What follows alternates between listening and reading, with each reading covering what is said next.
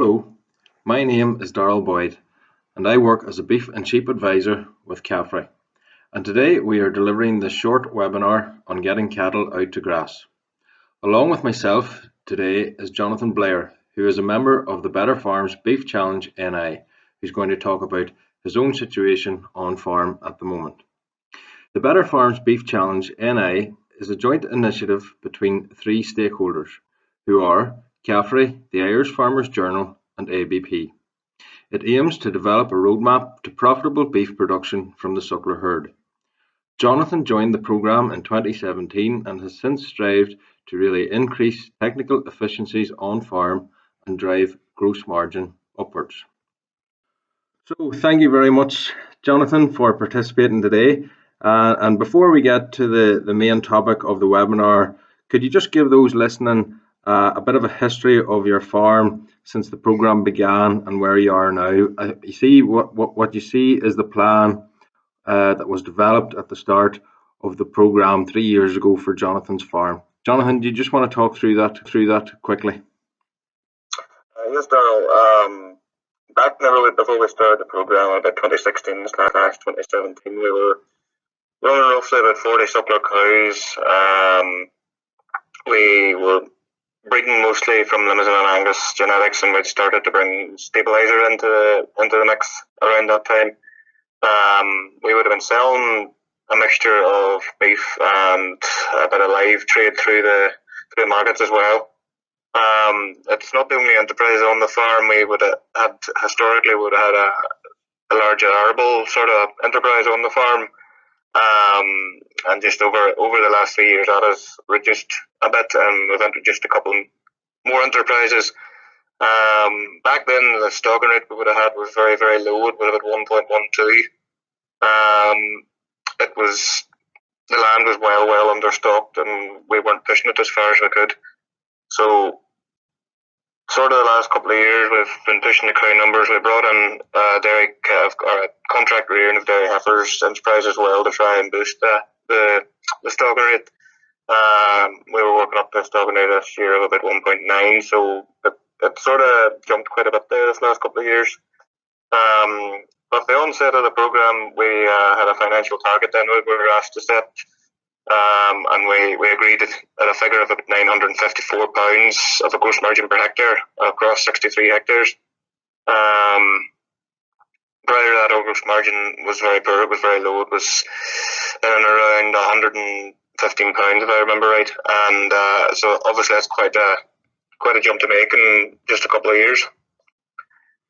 And I suppose the biggest plan out there to push the suckler numbers was to essentially double up to about 90 cows, taking through all the beef. We now are running, I suppose, mostly stabilizer and Angus genetics. The Limousin's nearly all gone now. There's a couple of cows still floating about, but we're serving now to Angus and stabilizer setters. I suppose that was the plan that you just talked about, Jonathan. But the graphic that's on the screen now is showing the actual change in gross margin per hectare, along with a few other KPIs up to the most current year, full year there in 2019. And your gross margin per hectare at the end of that year was sitting at £749, which is a phenomenal jump from your starting point in 2016, which was actually £62.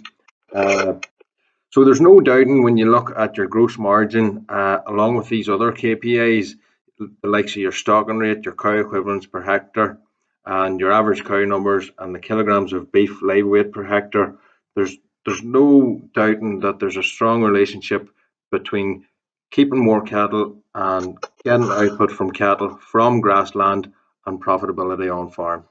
And that's why today's webinar is so important. I suppose, Jonathan, just before we get into the grassland element of the webinar, you're entirely spring calving, as you say. You're in a critical time of the year now. How's that going for you? When did you start calving? We started calving on the 17th of February there. And so far we've had 61 calved down as of this evening between cows and heifers, which leaves another 20 remaining. We've had a couple of losses, but generally speaking, it has went well. Calves seem to be thriving and healthy. Yeah, it seems to be going not too bad at the moment. So you're a fairly compact calving spread there, Jonathan. I'm sure sheds are getting full. I'm sure you're looking for dry weather to come. Yes, spring hasn't exactly been kind to us. However, there seems to be a bit of a window now coming towards the end of this week and into next week, and we might look at trying to get some of the older calves shifted out with their mothers out to grass, just relieve a wee bit of pressure in the sheds. That's great, Jonathan, to hear that that's been going well. So on to getting cattle out.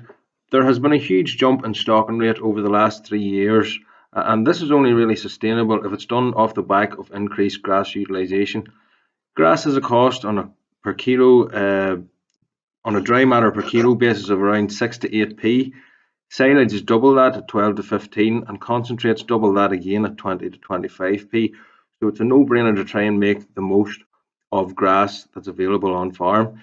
It's been a pretty miserable wet spring so far, Jonathan. But have you managed to get any cattle out? And once you have cattle out on farm, is it difficult to rehouse cattle if it needs to be on your farm? Yes, Darryl, you're right there. It's been a very unkind spring. We managed to get 25 suitable replacement heifers out to grass. The idea that I get them out early as much as I can, and it's not easy to rehouse cattle in general. Those particular heifers, I can bring them in not too bad, but in general, the grounds is relatively fragmented, so it would mean a lot of hauling back and forth to get cattle back in and out. So I really like to put them out once I'm certain that they can stay out, to be honest. That could be the case on a lot of farms, Jonathan. But Jonathan, it's one thing getting cattle out to grass early to reduce feed costs. But do you see many other advantages in terms of getting cattle out for the rest of the season? How it affects it? Yeah, so there's plenty of advantages in doing it. Getting that sort of winter growth eaten off quickly allows for the quality to come back through in the early part of the spring, and you're not left with hard grass growing through the spring. Then you want that nice fresh regrowth that'll boost performance of cattle. I want to try and target the young stock out as much as I can, obviously to keep them thriving. It's been a long winter for them, and if they get out to nice, and it'll help maintain their performance going forward. Uh, Supplement cows then as well, whenever you're wanting to maintain their peak lactation, shortly after calving, a couple of weeks to 3 weeks after calving, then you want to get them out eating the best quality grass that they can, then to drive the growth in the calf. For the calves also, you want them out for a healthy environment. You want them away from all the bugs that you can get in a shed, and get to good clean air and good clean ground, and somewhere to lie nice and healthy. Suppose, Jonathan, many people would have reservations in terms of turning cattle out early in case they do damage to the ground. If you were to go out, Jonathan, tomorrow morning and you realise there was a heavy night's rain and there's a bit of superficial damage on the paddocks, what's your options or what do you do? I suppose it depends on the level of rain, the level of damage, but it's the beauty of the paddock system where if you go out in the morning and you find if they walked about a bit and dirtied the grass or started to get to the throes of poaching, you move them on to the next paddock. If that was a big field, you wouldn't really have any options to put them anywhere else. Whereas if you split it up, you can go to the next paddock. So you really want to just try and get them off that paddock as soon as you can, if you think there's been a night of damage. Yeah. And then if there's a sustained level of damage, and you might have to look at rehousing or just going around to rotation a wee bit quicker. It's just sort of you have to play it by ear and see how you go, sort of thing. So flexibility is the main word there, I suppose, Jonathan. Johnny, the picture on the right of the screen there, I suppose that's ideal scenario. What we want from early turnouts is getting grass nipped down to, well, it's close to 1800, 1600 kilograms of dry matter on the field, but it's not always easy doing that if you don't have the conditions, Jonathan. Yeah, especially at this time of year, you don't want to be going for you don't want to be keeping them in the field for the sake of nipping everything off.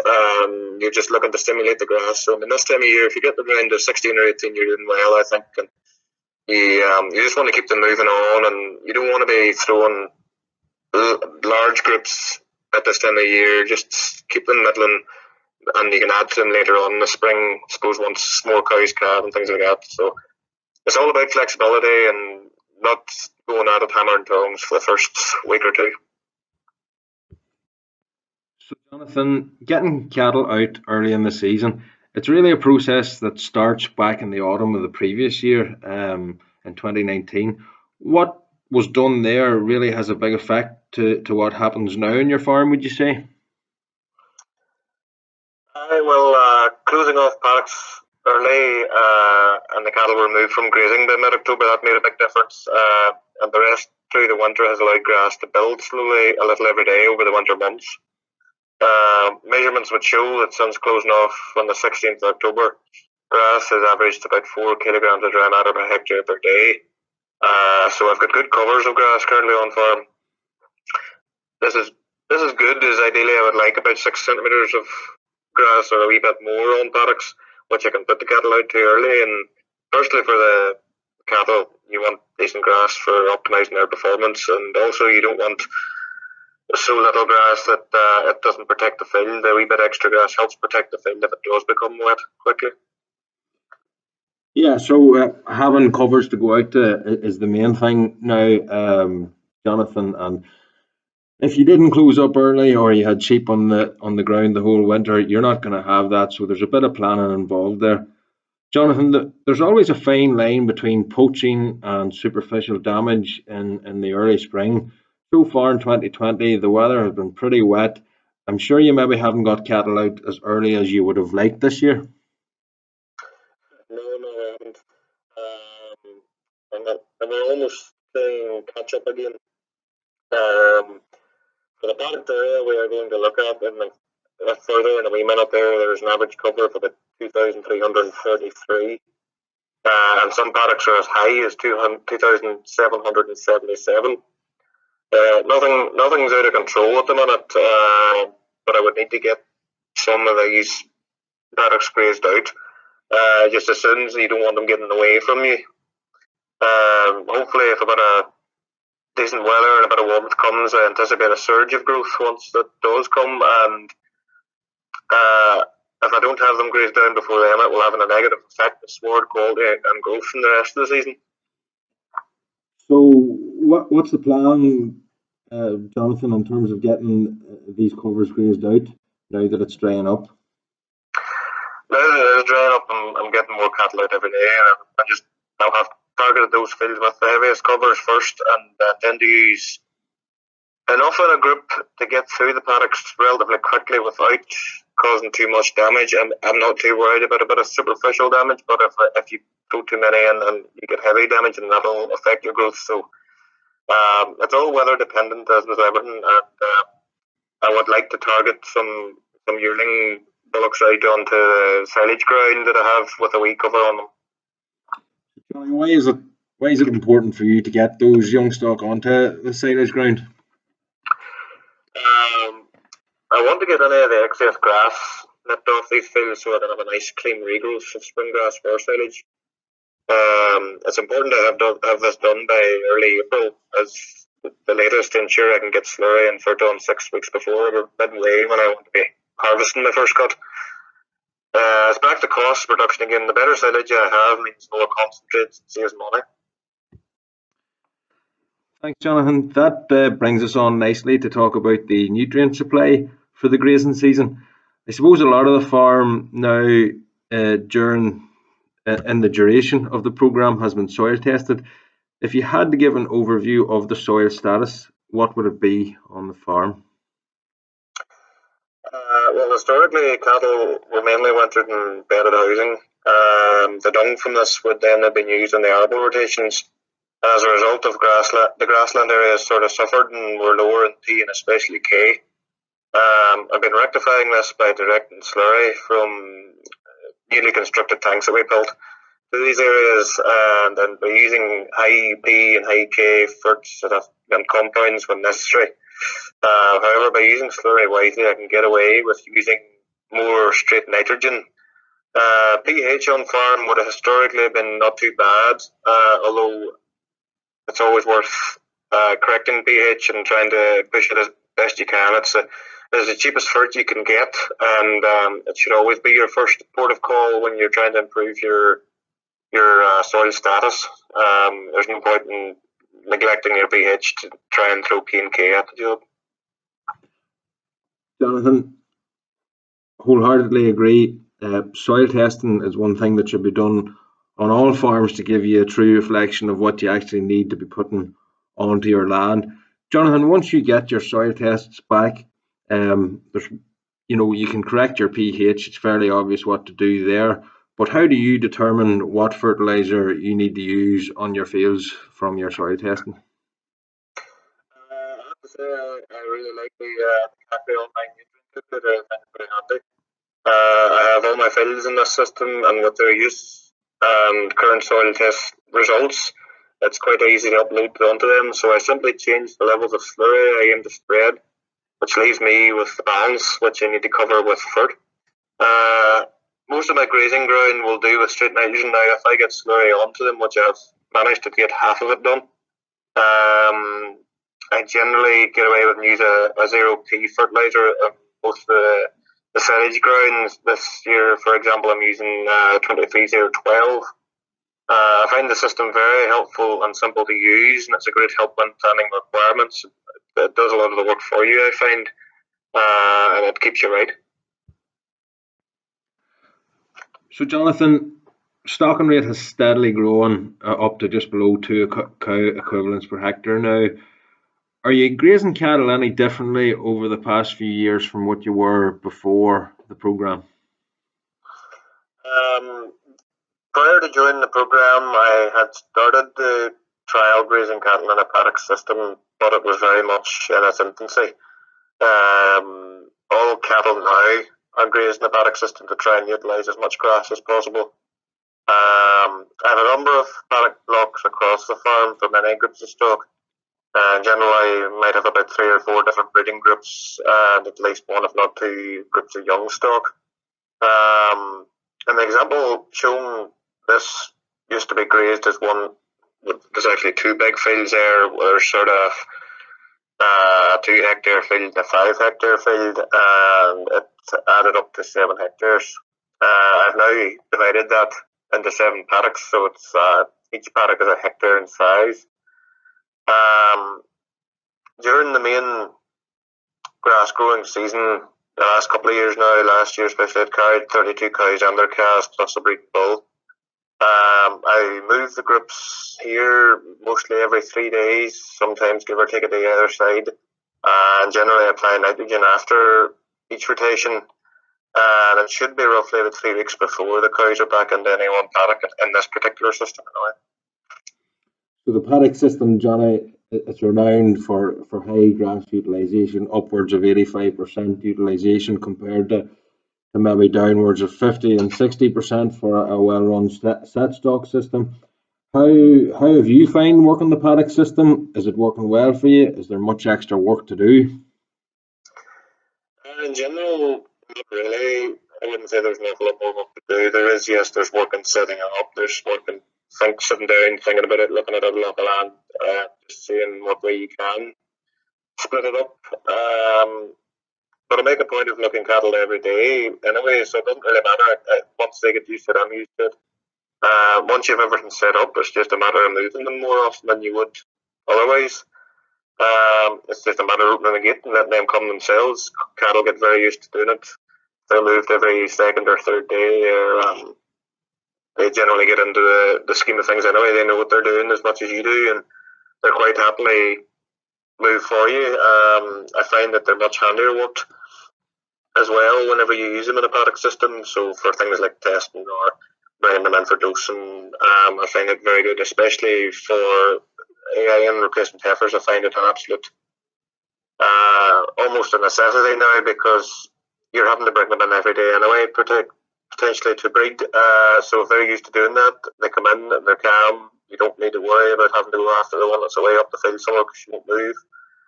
I find it brilliant now. This particular system here, it's on the screen, I'm also toying with the idea of splitting it into 14 paddocks, so roughly about 1.25 acres in size. It would roughly half the paddocks there in size.